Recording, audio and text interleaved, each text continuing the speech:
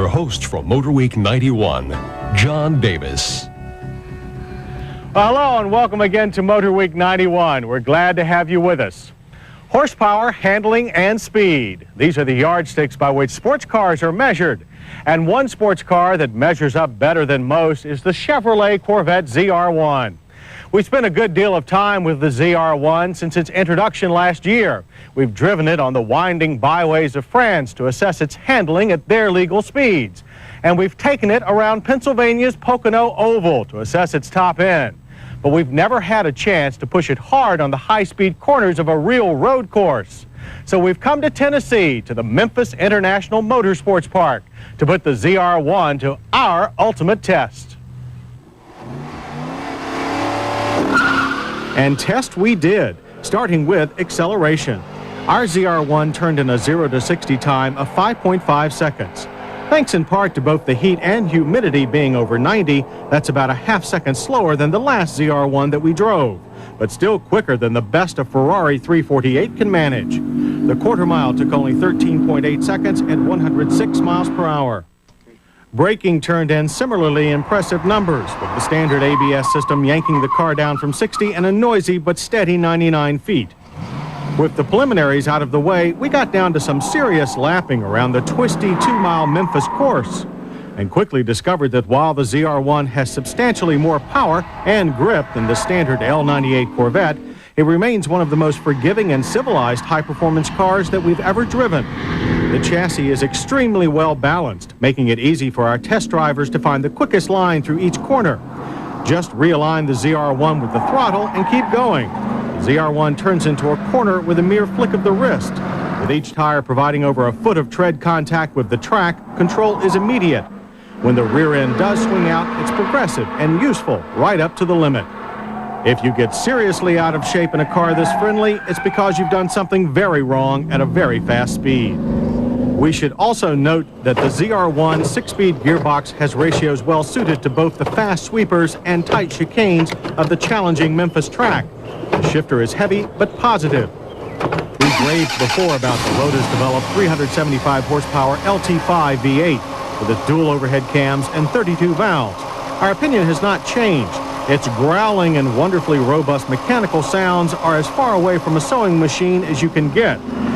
The LT-5's substantial top end allowed it to scream down Memphis's 0.7 of a mile front straight, hitting 132 miles per hour just before turning into the right-hand sweeper, while 370 pound-feet of torque gives the car a healthy push out of low-speed corners. With all this power and flexibility, it's a wonder that the ZR-1's fuel mileage is EPA rated at 16 city, 25 highway. We got 24 miles per gallon on the way down to Memphis on mostly 65 mile per hour interstates. With the ZR-1's adjustable suspension set in the softer touring mode, the big Corvette was a long-distance delight with both a comfortable ride and great handling. But we made minimal use of the ZR-1's valet key. It allows you to cut off half the intake ports, dropping power to about 230 horses.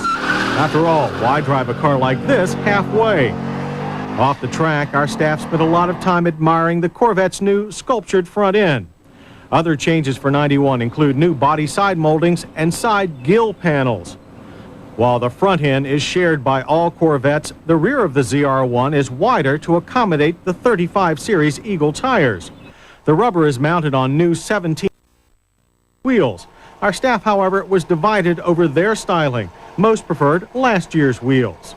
The Corvette's interior was revised last year with a completely new dash. It's a much more efficient place to work. The high door sills and wraparound dash give the driver's seat a feel of a jet cabin. The gauges with their digital speedometer and huge tack are easy to read at both high or low speeds.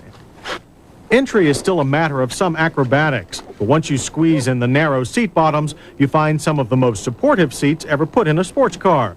However, our tallest driver did complain about the limited seat travel and legroom. The electronic climate control system is unique to the ZR-1 package. The air conditioning never got as cold as we would have liked, but the controls are simple and efficient. The Delco Bose stereo system is a bit more complex. It contains an AM/FM radio, cassette, and compact disc player for all format listening pleasure. Corvette's single-piece top is an integral part of the body structure and takes time to remove. Our car's glass version, however, stowed quickly in the Corvette's surprisingly large 12.6 cubic foot cargo bay. When you look at its combination of heart-stopping performance and day-to-day efficiency, the Corvette ZR-1 at $64,753 is a supercar bargain. And slow Chevy sales are forcing many dealers to discount them as much as $10,000. Go for a Ferrari 348 and you'll pay well over $100,000. The Ferrari is not as quick as the Corvette or as forgiving in the corners, and its cabin is less efficient, but it does wear a Ferrari badge, which is all that matters to many people. A Porsche Carrera 2 cost about the same. It's also slower than the Corvette and more difficult to drive at high speed. The cabin, despite updates, is also really showing its age. But like the Ferrari, the Porsche badge carries a level of prestige that the domestic Chevy just can't match. Clearly, the Corvette ZR-1 is not only capable of matching the performance of the big-buck, high-prestige exotic cars of Europe, but surpasses them in areas like comfort and efficiency. Sure, some people will still want to ignore the ZR-1 because of its domestic roots, but they will be the losers if they do, because Chevy's Corvette ZR-1 does everything the exotic car class promises and bunches more.